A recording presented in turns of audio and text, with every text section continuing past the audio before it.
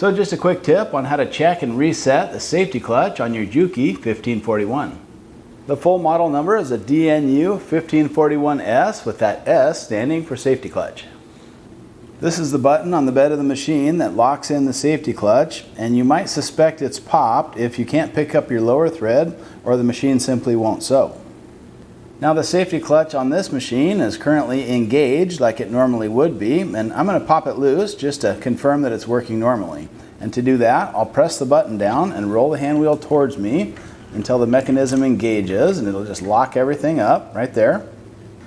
Continue holding that button down and roll the hand wheel towards you, and it'll kind of click loose. So now I've disengaged the safety clutch and my machine won't work in this state. This is what the safety clutch looks like under the machine towards the right side, and with it disengaged you can see this little tang on the tab is no longer engaged in the groove. It's kind of moving freely.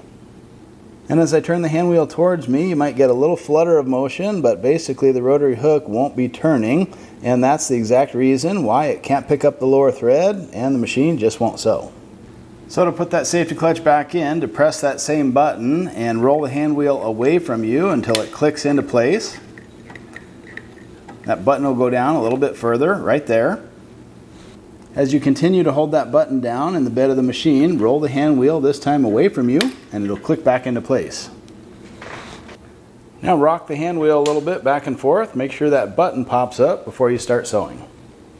And now you'll see the hook rotates as normal when you rotate the hand wheel towards you. And boom, you're back in business.